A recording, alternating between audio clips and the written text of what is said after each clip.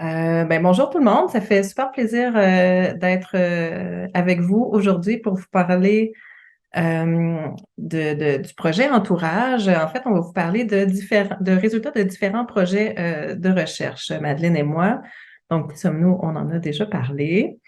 Donc, les résultats qu'on va vous présenter aujourd'hui proviennent de différentes recherches. Il y a d'abord eu ma thèse de doctorat qui portait sur l'autonomie relationnelle des femmes victimes de violences conjugales. Euh, donc, les résultats partent en partie de là.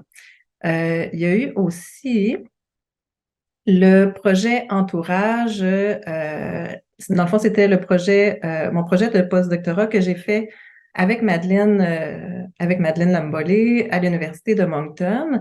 Et puis, dans ce projet-là, on a vraiment, dans le fond, à partir des résultats de la thèse et puis à partir d'un travail de co-construction avec des intervenantes, on a développé un outil d'intervention qu'on a implanté puis évalué. Donc, on va pouvoir vous parler de ça.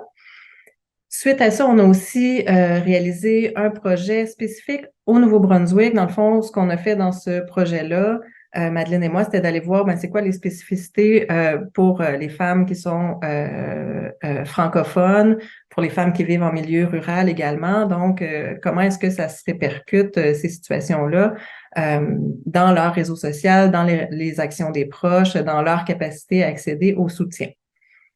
Donc, très, très brièvement, là, les données qu'on vous présente, les résultats qu'on vous présente proviennent de données diverses. Donc, on a fait des entretiens individuels avec des femmes victimes de violences conjugales, des analyses de réseaux personnels, de l'analyse de dossiers, des sondages auprès d'intervenantes concernant leurs pratiques, des entrevues de groupe, des rencontres en comité d'encadrement. Je vais vous en parler avec un peu plus de précision un peu plus tard, de l'observation participante en maison d'hébergement. Et puis, quand on a implanté l'outil d'intervention, on a aussi fait des grilles de suivi avec les intervenantes. Donc, on a analysé ça et puis on pourra vous en parler. À savoir, en fait, là, c'est déjà 3 projets de recherche, mais il y a d'autres projets de recherche. Donc, dans le fond, c'est rendu un programme de recherche, là, si on veut. En ce moment, on est en train de faire un projet qui porte vraiment sur les besoins et l'expérience des proches. Donc, jusqu'à maintenant, on s'est beaucoup intéressé à l'expérience relationnelle du point de vue des femmes. Et puis là, on se tourne un peu vers les proches pour voir, eux, comment est-ce qu'ils vivent ça, essayer de soutenir une femme dans ce contexte-là de violence conjugale qui est souvent complexe. Et puis, on a débuté aussi un nouveau projet qui vise vraiment à comprendre tous ces éléments-là, mais en contexte d'intervention interculturelle, pour être capable d'adapter nos outils d'intervention éventuellement. Donc, quelques éléments de mise en contexte pour débuter. Pourquoi est-ce que c'est pertinent de s'intéresser à l'entourage des victimes de violences conjugales? D'abord, il faut savoir qu'avoir accès à du soutien permet aux femmes qui sont victimes de violences conjugales de diminuer les conséquences de la violence, d'améliorer leurs conditions de vie. C'est quelque chose qui est vraiment bien documenté dans la littérature. Quelque chose qui est bien documenté aussi, c'est que malgré que ce soit tellement important pour elles d'avoir du soutien, les victimes, elles ont de la difficulté à accéder à un soutien qui est suffisant ou qui est adéquat, en fait. Comment est-ce qu'on peut expliquer ça? Nous, ce qu'on fait, c'est qu'on voit le soutien comme un produit du réseau personnel des femmes. Donc, qu'est-ce qu'on entend par réseau personnel ou réseau social ou entourage? On entend l'ensemble des personnes significatives qui font partie de la vie des femmes. Donc, on s'intéresse aux proches, là, donc à la famille, les amis très proches, mais on va un peu plus large que ça pour considérer aussi les collègues, les intervenantes, d'autres membres significatifs de la communauté. Par exemple, une femme qui fréquenterait une église, ça pourrait inclure des personnes là, qui vont aussi à son église, si c'est des personnes significatives pour elle. Donc, on parle vraiment de son point de vue à elle sur qui est significatif dans sa vie. Donc, il ne s'agit pas juste des personnes les plus proches, puis ça peut aussi impliquer des personnes positives ou négatives, selon le point de vue des femmes. Donc, c'est n'importe qui est significatif, que ce soit positivement ou négativement. Une chose qu'il faut savoir aussi, c'est que le réseau, il change à travers le temps, puis à travers la relation violente. Donc, je vous parle un peu de ces dynamiques-là. Ils changent à travers le temps, à travers les actions des femmes elles-mêmes, à travers l'isolement qui est mis en place par les agresseurs, et puis en fonction des actions des membres de l'entourage des femmes. Donc, si on prend les actions des femmes, une chose qui est ressortie très clairement, qui ressort toujours dans la littérature, puis qui est ressortie très clairement dans la thèse, c'était le fait que les femmes, elles sont pas passives, elles sont très, très actives, là. Donc, la passivité des femmes victimes de violences conjugales, c'est un peu un mythe, là, si on croit qu'elles sont passives. Elles tentent plusieurs choses tout au long de la relation. Et puis, donc, elles peuvent choisir de rester avec le conjoint violent, de taire la violence. Ce qu'il faut comprendre, c'est que, en fait, je pense que je le dis ici, là, c'est que cette décision-là de rester avec le conjoint violent, de taire la violence, ben, c'est des décisions qui sont prises, qui peuvent paraître insensées de l'extérieur, mais qui sont vraiment prises en fonction des opportunités auxquelles elles ont accès, puis de leurs attentes à l'égard des réactions d'autrui.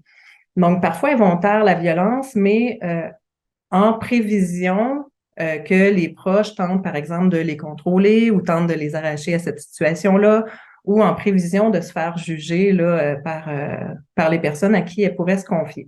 Donc, elles font plein de choses. Elles peuvent décider de rester avec le conjoint violent, taire la violence, se cacher.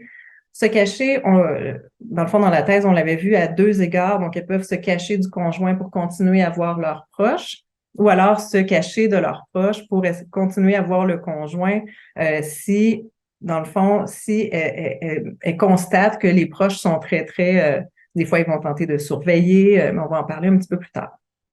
Elles peuvent choisir aussi d'interrompre des relations, de chercher du soutien, de rompre avec le conjoint violent, de rétablir d'anciennes relations après avoir quitté le conjoint ou de créer des nouvelles relations.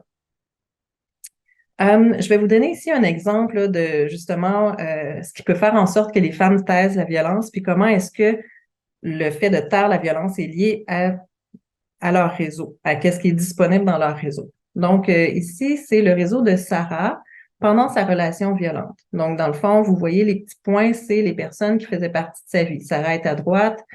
À ce moment-là, pendant la relation violente, elle était en contact avec son conjoint puis sa belle-mère uniquement. En passant, Sarah, c'est un nom fictif, là, c'est pas son vrai nom. Donc, elle était en contact avec seulement ces deux personnes-là. Puis pendant l'entrevue, moi, je lui ai demandé, est-ce qu'au moins tu pouvais te confier à ta belle-mère, lui demander de l'aide? Puis ce qu'elle m'a répondu, c'est, je me confiais pas à ma belle-mère. Je pouvais pas lui dire parce que je savais qu'elle allait savoir que j'avais parlé, parce qu'elle aurait parlé à son père, puis son père lui aurait dit. Donc, dans le fond, la décision de se taire à ce moment-là était pour éviter plus de problèmes. Et puis, un autre élément qui est ressorti des analyses, c'est que les femmes, elles vont, même si des fois ça peut paraître contradictoire, agir de ces différentes façons-là pour protéger l'autonomie qu'il leur reste. Puis vous allez comprendre un petit peu plus tard avec les autres résultats. Le réseau, il change à travers le temps aussi en conséquence de l'isolement qui est mis en place par les agresseurs. Donc, ce qu'on constate, c'est que les conjoints violents utilisent parfois l'isolement des femmes pour augmenter leur contrôle sur elles, leur contrôle sur la relation. Cet isolement-là, il se construit graduellement à travers différents comportements qui sont souvent subtils. Donc, il peut s'agir d'interdire aux femmes de voir leurs proches, mais des fois, c'est beaucoup plus subtil que ça.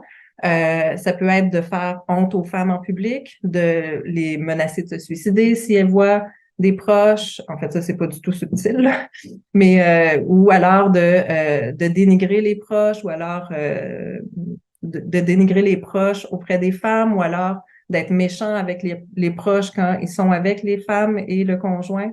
Donc, c'est vraiment une dynamique qui fait en sorte qu'il y a de l'isolement qui se crée, et pas seulement parce que le conjoint interdit à la femme de voir les proches. Là, ça peut être souvent plus subtil que ça. La conséquence, c'est que dans certains cas, les seules personnes qui vont rester, c'est juste celles qui sont permises par l'agresseur. Donc, on revient à l'exemple de Sarah ici. Dans le fond, je donne l'exemple de Sarah, mais dans mon échantillon pour ma thèse, il y avait aussi une femme qui n'avait plus que son conjoint pendant sa relation violente qui avait duré plusieurs années. Donc, ici, Sarah en contact avec son conjoint, avec sa belle-mère. Ce qui se passe à ce moment-là, c'est que le monde du conjoint devient le seul auquel les femmes ont accès. Et puis, évidemment, elles ont accès à peu de sources de soutien, à peu de contacts aussi qui peuvent leur permettre de prendre un recul par rapport à la situation. Le contexte d'immigration, c'est un contexte qui est particulier où l'isolement peut être particulièrement important pour différentes raisons. Il y a l'éloignement géographique qui peut complexifier le maintien des relations. Si, par exemple, la famille est dans le pays d'origine, si les amis proches sont dans le pays d'origine, ben à ce moment-là, les contacts peuvent être difficiles à maintenir et puis surtout les confidences peuvent être difficiles à faire. Il peut y avoir des barrières linguistiques, économiques ou culturelles aussi qui peuvent limiter la capacité des femmes à se développer un réseau diversifié dans le pays d'accueil. Puis encore une fois, mais les agresseurs vont permettre les relations avec les personnes qui sont pas une menace à leur contrôle, un peu comme le conjoint de Sarah permettait que la belle-mère soit là. Ben ça va être le même principe. Puis ici, je vous ai mis, c'est peut-être petit, là, mais le réseau d'une femme qui, dans le fond, Farah, au milieu, elle était en contact avec son mari qui était au Québec, là, à ce moment-là. Donc, elle était au Québec avec son mari. Elle était en contact seulement avec lui dans le pays d'accueil. Elle avait gardé des contacts avec son père et sa mère, des contacts téléphoniques. Puis, le conjoint ne tentait pas de rompre ces contacts-là, mais ce que Farah m'expliquait, c'est que quand elle leur parlait, dans le fond, ils appuyaient ce que le conjoint disait. Donc, il disait à Farah, ben écoute, ce n'est plus de notre ressort, t'es mariée maintenant, il faut que tu écoutes ton mari. Donc, ça ne l'aidait pas là, particulièrement, là, ces contacts-là. Madeleine, je te laisse poursuivre. Anne-Marie, est-ce que tu peux changer le PowerPoint? Moi, je pense pas que Oui. j'ai plus. OK. Donc, moi, je vais vous parler un peu du contexte particulier du Nouveau-Brunswick. Anne-Marie vous l'a dit, un des projets entourage, parce qu'on en a eu plusieurs, entourage Québec, Nouveau-Brunswick. Maintenant, on a un super entourage pan-canadien. Donc, on a eu différents projets entourage, dont celui au Nouveau-Brunswick, et on voulait vraiment voir les particularités en fait du contexte néo-brunswickois, notamment en lien avec le contexte francophone minoritaire. Donc, on s'est aperçu que l'accès aux services d'aide était vraiment, était vraiment complexifié en fait, était complexifié par plusieurs choses, notamment la barrière linguistique. Le contexte franco-minoritaire fait en sorte que certains francophones à travers le Nouveau-Brunswick ne peuvent pas accéder à des services en français. La plupart des francophones sont bilingues, mais dans certaines régions du Nouveau-Brunswick, ils le sont peut-être moins aussi. Mais on sait également que dans une situation où on fait face à des événements traumatiques, ben la langue dans laquelle on veut pouvoir s'exprimer et recevoir des services, ben c'est un peu la langue du cœur, c'est la langue maternelle. Et pour plusieurs personnes, ben, c'est le français. Donc, cette barrière linguistique-là peut être un enjeu. L'autre chose, c'est l'éloignement géographique. On a vu le Nouveau-Brunswick est une province qui est rurale et certaines femmes, on va le voir un peu plus tard, notamment dans les verbatims, que le fait d'être éloigné géographiquement des services a été un enjeu dans le fait de pouvoir aller chercher de l'aide, ainsi que la pauvreté et la dépendance économique des femmes. L'autre enjeu est certainement le manque de ressources humaines et financières dans les services. On le sait, au fil des dernières années, les services manquent de financement.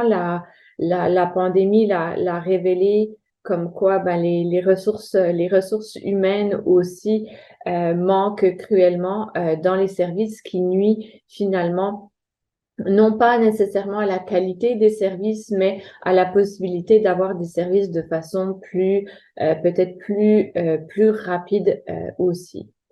Et une des choses qu'on remarque, et ça c'est assez typique, pas juste du Nouveau-Brunswick, mais des milieux plus ruraux, où c'est qu'on se retrouve avec des communautés que l'on dit tissées, serrées, où tout le monde connaît tout le monde.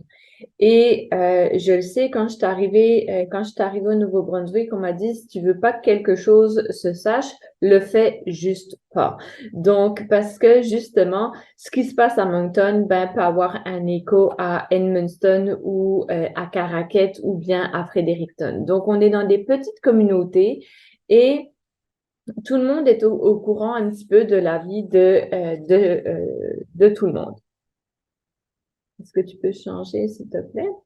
Donc, et ça, c'est vraiment ressorti les récits, en fait, de nos participantes. Dans la première bulle, c'est cette participante qui nous relate, en fait, la difficulté d'accès géographique, mais aussi que, selon elle, euh, dans, euh, dans son secteur, la réponse par les services de police n'est pas, les services de police ne prennent pas au sérieux les demandes de femmes quand il s'agit de situations de violence.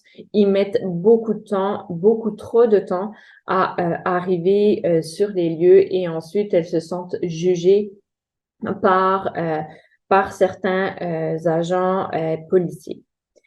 La deuxième bulle, celle du milieu, la participante, en fait, vient nous relater que euh, elle a reçu des services, elle pense qu'elle a reçu finalement plutôt des bons services, mais qu'au niveau du counseling, c'était un gros zéro. Parce que l'intervenant n'avait pas nécessairement le temps de l'écouter. Je te prescris ça, puis on se revoit on se revoit dans 6 mois. Et dans son cas, à elle, il y avait un manque de services adaptés à la réalité, à sa réalité, puis à ses besoins, dans la mesure où les deux seuls psychiatres dans la ville ou psychologues dans la ville étaient des hommes et qu'elle trouvait que c'était malaisant, que c'était difficile pour elle de se confier à un homme en tant qu'intervenant. Donc pour elle, ça c'était un manque de services adapté à sa réalité et à ses besoins. Et dans la troisième bulle, ben une autre participante qui nous dit ben c'est pas compliqué au Nouveau-Brunswick. Le plus difficile, c'est d'obtenir finalement c'est d'obtenir des services. Tu peux avoir de l'aide gratuitement, mais l'attente est de 2 à 3 ans, donc des délais pour des demandes d'aide qui peuvent être excessivement longs. La confidentialité qui peut être difficile à préserver en milieu rural. Et à ce point que certaines victimes vont même hésiter à aller chercher de l'aide parce qu'elles ont peur que tout le monde finisse par être au courant de sa situation.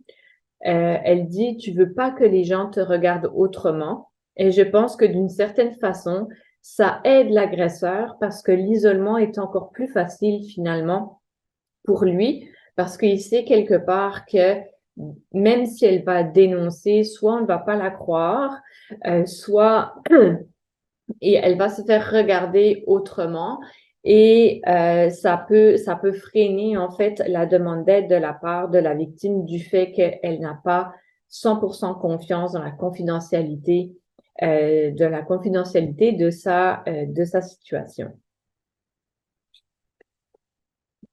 On a aussi les différents projets nous ont amené à voir quelles étaient les actions des membres de l'entourage. Certains vont vouloir s'approprier le problème et ils vont exprimer leur colère. Ils vont même parfois menacer la victime. Si tu retournes avec lui, on ne donnera plus d'aide. Ils vont donner des ordres. Ils vont avoir tendance à vouloir la surveiller. D'autres, au contraire, vont refuser le problème en exprimant, par exemple, un doute. Pourtant, il est tellement gentil, es-tu sûr? Est-ce que c'est pas toi qui invente?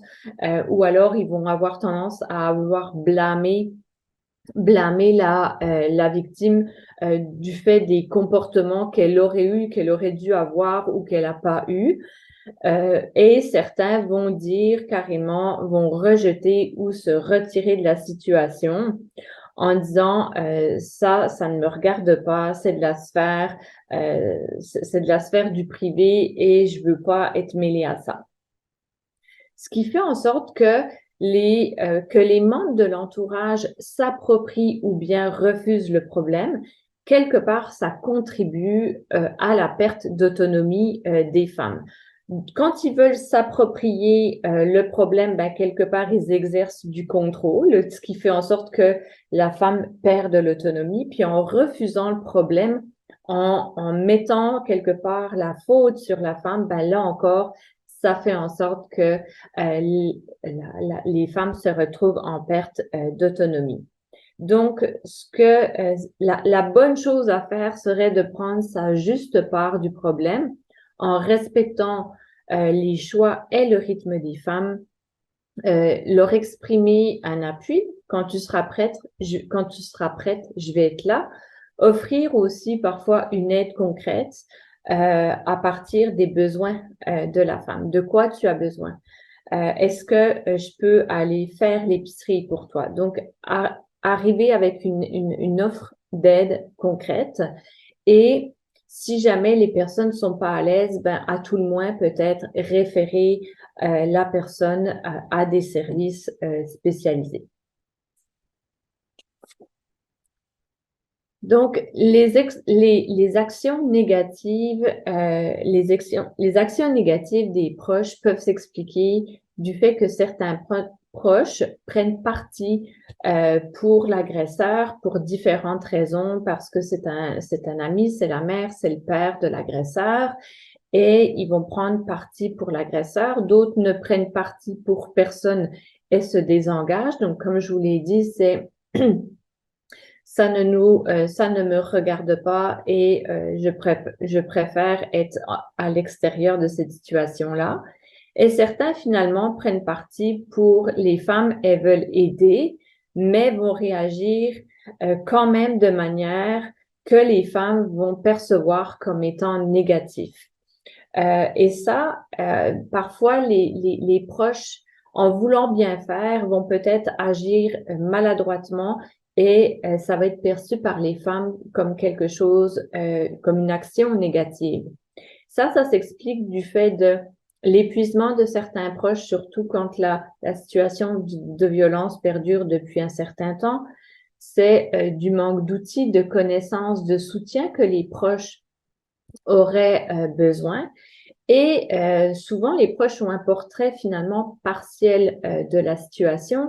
Peut-être que la victime n'a pas tout raconté. Ils peuvent éprouver un sentiment de culpabilité. Ben, avoir su, j'aurais peut-être pu faire les choses autrement, mais aussi en voulant se protéger eux-mêmes. Donc, on voit qu'il y a des changements qui s'opèrent après la relation violente chez les femmes, mais l'isolement n'est pas une fatalité. Après être sortie de la relation, plusieurs femmes parviennent à se créer un réseau finalement qui leur convient. Donc peut-être qu'elles vont avoir un réseau plus restreint, mais ce réseau-là va leur être peut-être plus bénéfique aussi. C'est toutefois un processus qui peut être difficile. On le sait à quel point ça peut être compliqué de se recréer un réseau quand on a perdu le soutien de certains proches. Donc, on va voir un changement dans la taille du réseau des femmes. Donc, le réseau, en fait, va changer à travers le temps, va changer à travers les étapes où on s'aperçoit qu'à partir du moment où il y a plus au niveau de la demande d'aide, ben, c'est là que le réseau va peut-être diminuer pour la femme, mais ça ne veut pas dire que ce réseau-là va pas se changer et qu'elle va retrouver un réseau peut-être plus fort à la suite du suivi qu'elle aura reçu. On remarque également d'un changement dans la qualité dans la qualité des principales relations des femmes. Donc, après qu'elle va aller chercher plus d'aide, après le suivi, dépendamment où elle se situe, la qualité des relations des femmes va elles aussi changer. Et je trouve l'exemple tiré du projet du Nouveau-Brunswick est pour le moins, ceux-là sont peut-être les plus parlants. C'est que donc on voit tout à votre gauche, on voit qu'il y a beaucoup de points bleus. Donc c'est le soutien qui est présent et le petit point jaune étant la femme.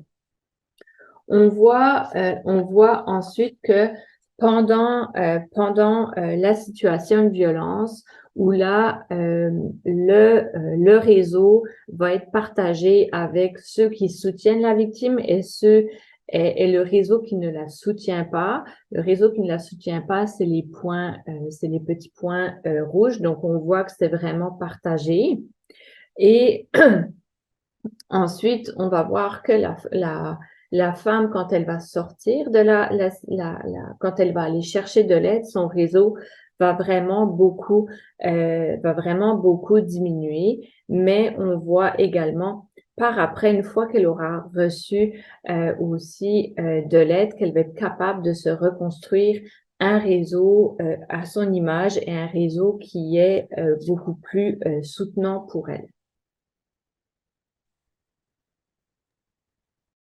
OK, je reprends le relais. Alors, pour vous parler de l'intervention qui est centrée sur le réseau des femmes. Donc, qu'est-ce qui a été à l'origine de l'outil Entourage qui a été développé dans le cadre du projet de postdoc que j'ai fait avec Madeleine? C'est que, ben, d'abord, les chercheurs et puis les intervenantes étaient d'accord à l'effet qu'améliorer le réseau des femmes, c'était important pour favoriser leur sécurité à long terme. Par contre, ce qu'on constatait là, à la fois dans la littérature scientifique puis sur le terrain, c'est que il y avait des pratiques qui étaient centrées sur le réseau des femmes, mais c'était des pratiques qui étaient peu connues. Dans le fond, il y avait pas beaucoup ça dépendait beaucoup dans le fond, de la motivation des intervenantes dans une maison d'hébergement en particulier qui voulaient développer ces pratiques-là. Puis c'était des pratiques qui étaient assez peu structurées également. Donc, parfois, les intervenantes voulaient intervenir en lien avec le réseau des femmes, mais ne savaient pas nécessairement par où prendre ça. Donc, notre partenaire dans ce projet-là, qui est l'Alliance des maisons d'hébergement de deuxième étape pour femmes et enfants victimes de violences conjugales, l'Alliance MH2, avait pour priorité, dans le fond, de développer ce type d'intervention-là. Puis le timing était bon parce que moi, je terminais ma thèse, l'Alliance avait cette priorité-là, puis ben Madeleine était disponible pour travailler avec nous là-dedans. Fait que c'est ça, on s'est joint, on a joint nos efforts et puis on a développé un outil. Une des premières étapes du projet, ça a été de créer le comité entourage. Dans le fond, ce comité-là, c'est vraiment un comité d'encadrement qui avait pour but de s'assurer que toutes les étapes du projet soient en phase avec ce qui était vécu dans des milieux de pratique.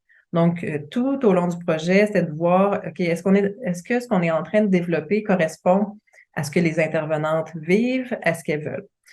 Le comité était constitué d'intervenantes, de coordonnatrices de l'intervention, d'une directrice d'une maison d'hébergement, de membres de la permanence de l'Alliance et puis de Madeleine et moi. Donc, c'est vraiment un comité où il y avait une grande diversité de savoirs. Puis de savoirs expérientiels aussi, là, peut-être que je pourrais l'ajouter dans le sens où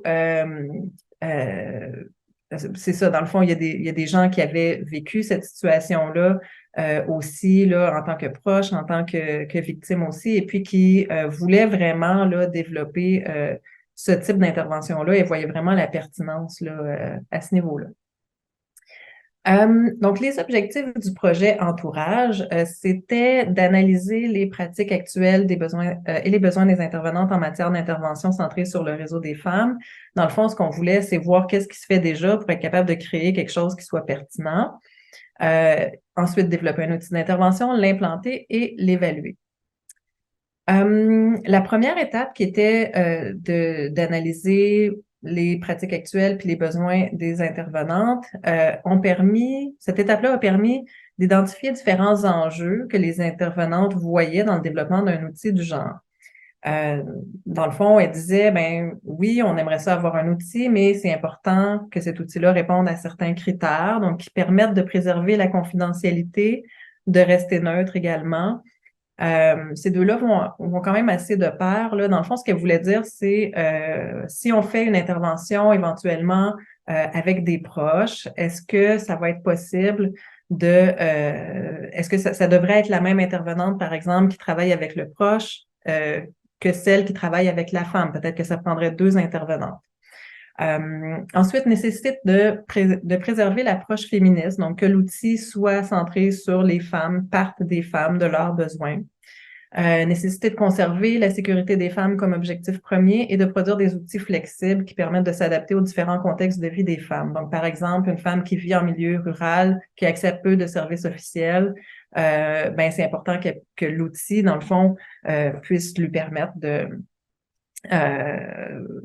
quand même faire un cheminement là, au niveau de son réseau. Le processus de développement, d'implantation et d'évaluation de l'outil, ça a vraiment été un processus intégré, si je peux dire, puis itératif aussi. Il y a eu beaucoup d'allers-retours entre la recherche puis les membres du comité, beaucoup de rencontres avec des intervenantes de l'Alliance, une phase test, puis après ça, différentes améliorations finales. Donc, ce qu'on a fait, c'est qu'on a rédigé une première proposition d'outils en fonction de nos discussions en comité. On a discuté de cette première version-là, amélioré. Ensuite, on en a rediscuté.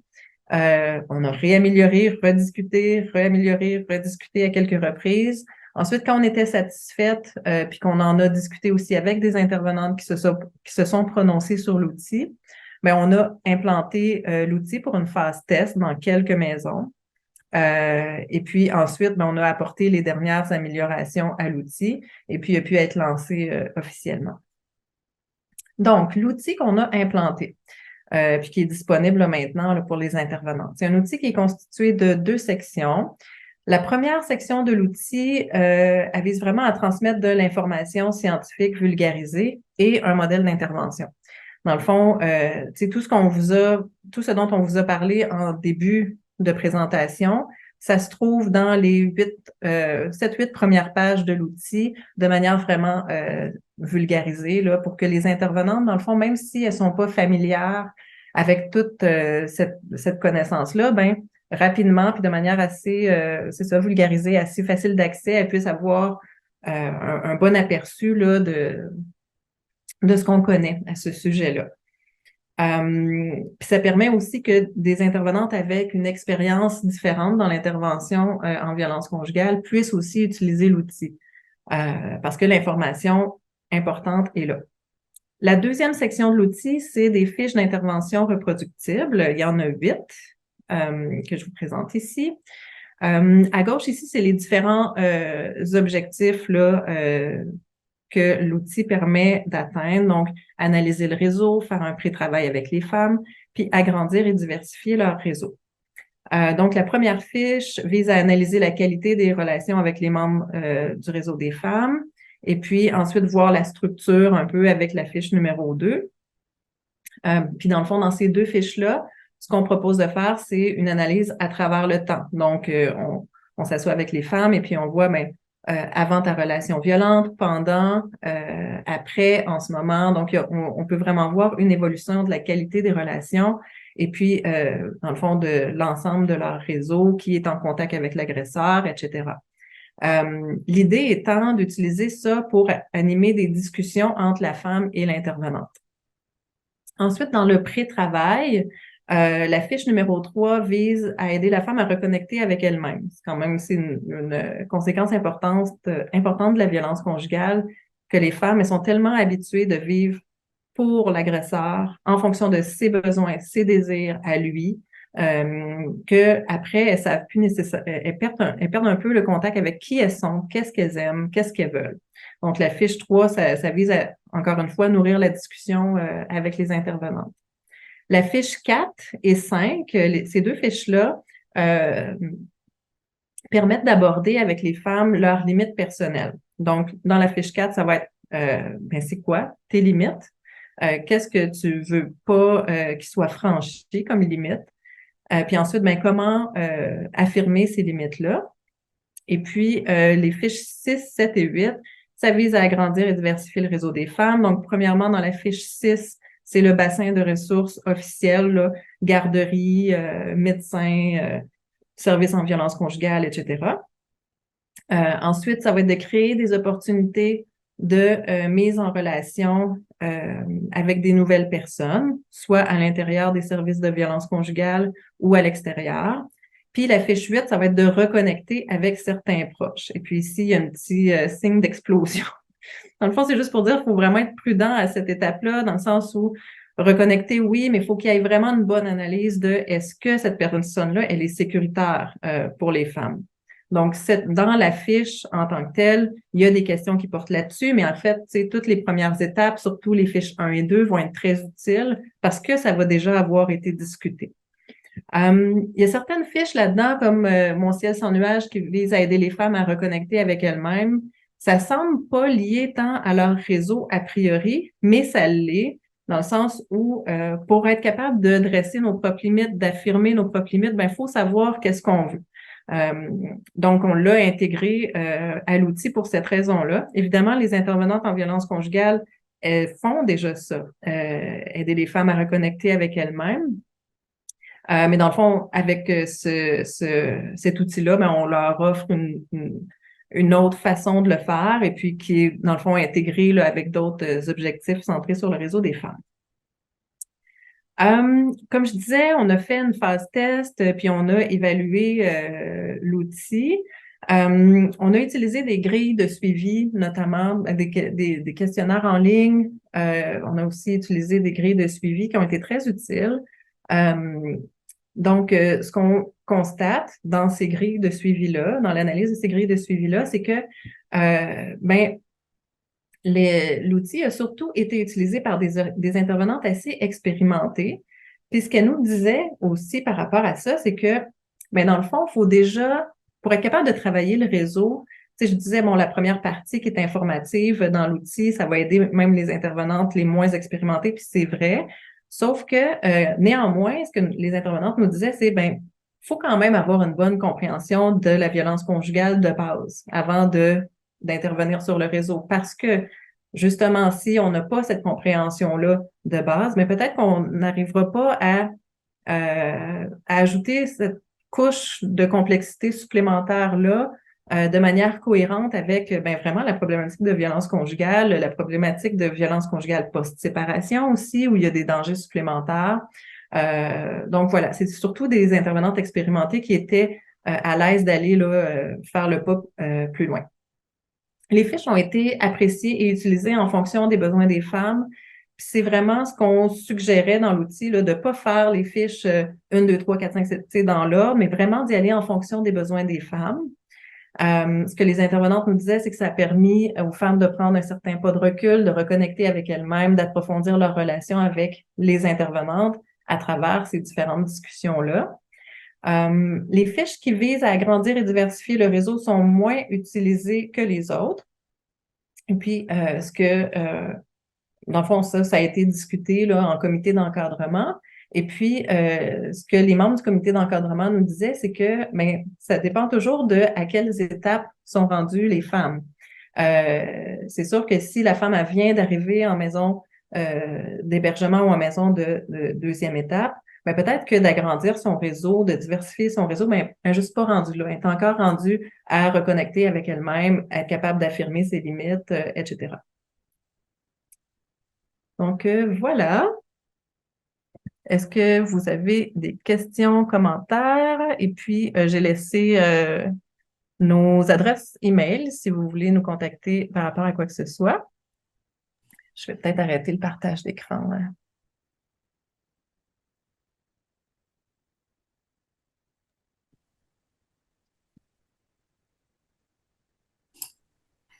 Je n'ai pas une question, mais merci pour vos présentations. C'est vraiment intéressant et c'est nécessaire aussi.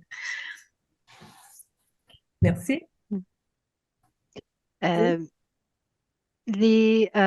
pour les participants, vous pouvez mettre vos questions ou vos réflexions dans la section Q&A. Moi, j'ai une petite réflexion aussi par rapport à la présentation, tout au cours de ce que vous parliez par rapport aux réseaux sociaux des femmes, ainsi que dans le contexte surtout rural au Nouveau-Brunswick. Je pensais à l'intervention pour les femmes plus âgées et comment l'étude ou des femmes plus âgées ou l'expérience des femmes plus âgées, on comprend que leurs réseaux sont déjà limités, c'est déjà une barrière. Donc, je peux voir qu'il y a une relation directe là qui peut être, parce on a beaucoup de services on n'a pas beaucoup de services pour les femmes plus âgées. Donc, c'est vraiment quelque chose que je peux voir en anglais, on dit it really dovetails really well, ça fit. It fits really well. Donc, yeah, c'est ça ma réflexion. Est-ce qu'il y a quelqu'un d'autre qui a des questions? Oh. Et si je peux ajouter, Dani, c'est parce qu'il n'y a pas beaucoup de services pour les personnes âgées, mais après, quand on y va dans les spécificités, communauté LGBTQ, 2S+, communauté, pour les femmes immigrantes, la barrière linguistique est incroyablement forte, notamment au Nouveau-Brunswick. C'est excessivement difficile pour elles de trouver des services culturellement adaptés.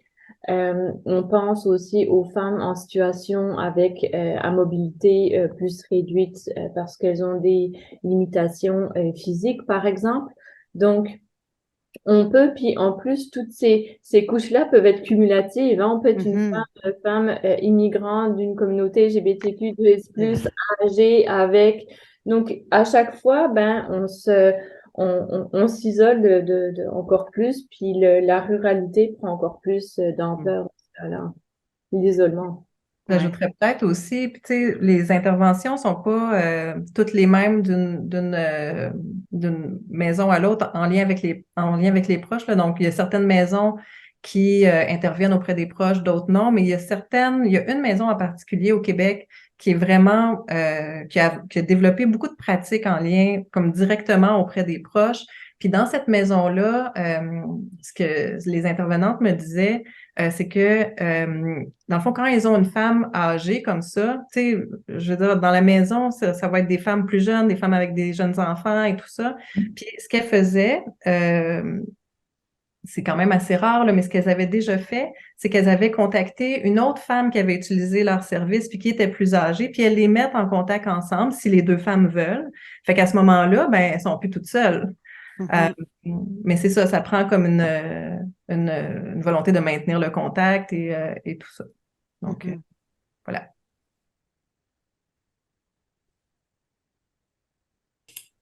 Alors, je vois dans le Q&A, Caroline, est-ce possible d'avoir les 8 fiches de l'outil d'intervention, d'évaluation entourage?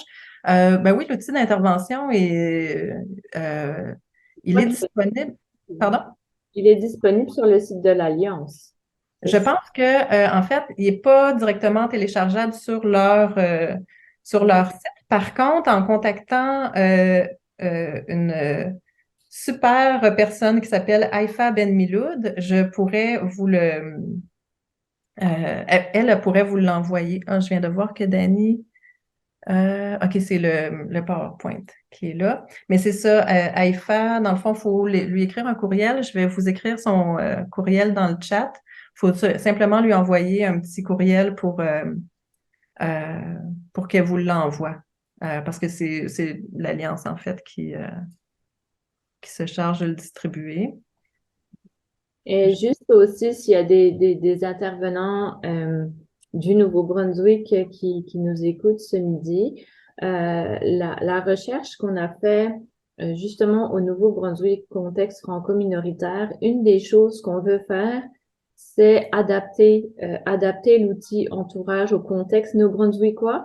Et on a eu beaucoup de difficultés pour avoir parce qu'on veut répliquer la même méthodologie dans le sens où on veut constituer un comité de travail où on pourrait présenter la version québécoise de l'outil et que des intervenants du Nouveau-Brunswick puissent réagir en fonction du contexte néo-brunswickois et nous apporter leur input, si je peux dire, par rapport pour nous aider à adapter l'outil entourage au contexte néo-brunswickois. Donc, s'il y en a parmi vous qui est intéressé, on serait prête à le faire dans les prochains mois. Ça, c'est intéressant. Nous sommes intéressés à faire des connexions avec les autres chercheurs aux autres universités. Peut-être il y a une possibilité pour une collaboration. On aime ça, la collaboration. Oui. Je pense est-ce qu'il y a des autres questions dans le chat? Non. Il y a Caroline qui dit, nous sommes des intervenants du Nouveau-Brunswick dans la péninsule acadienne. Bonjour, Caroline. Bonjour.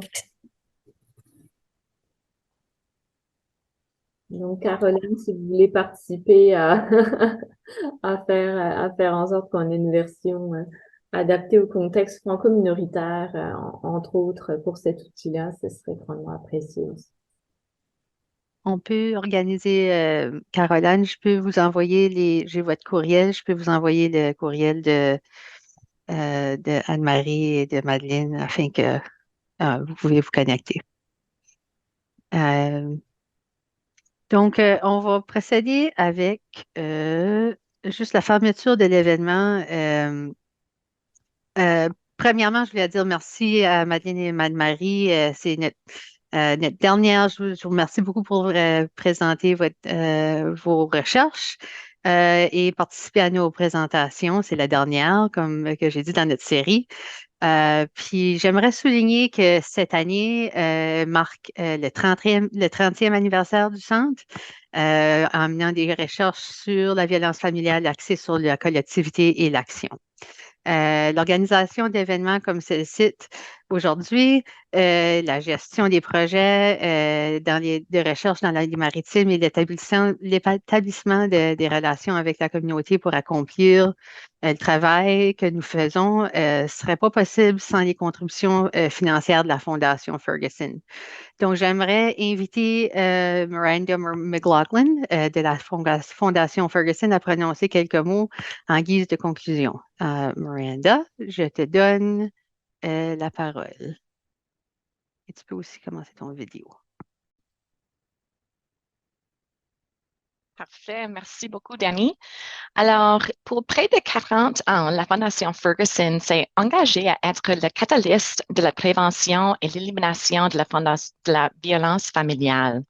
Et l'une des façons d'y parvenir est de recueillir des fonds pour soutenir le travail du Centre Muriel McQueen Ferguson pour la recherche sur la violence familiale et d'autres organismes qui travaillent à l'élimination de la violence familiale.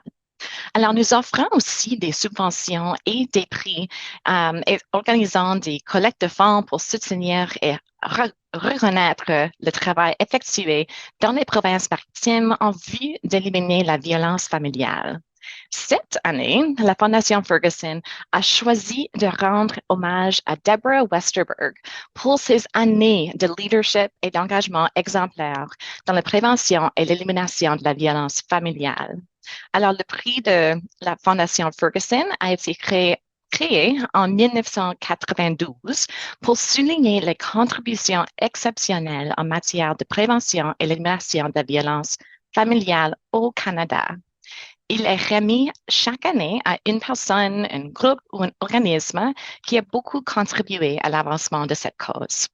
La Fondation a également le plaisir d'annoncer la date de son événement gastronomique Food and Wine Gourmet le 8 novembre 2024. Et cet événement de collecte de fonds se tiendra au Delta by Fredericton. Oh mon Dieu, Delta by Marriott Fredericton. Et voilà. Alors, les billets se vendent rapidement. Alors, n'hésitez pas à contacter la Fondation Ferguson pour réserver les vôtres bientôt. Vous pouvez également contribuer aux efforts continus de la Fondation Ferguson et pour aussi peu que 3 $ par mois, vous pouvez devenir un donateur mensuel et nous aider à mettre fin au cycle de violence conjugale et familiale.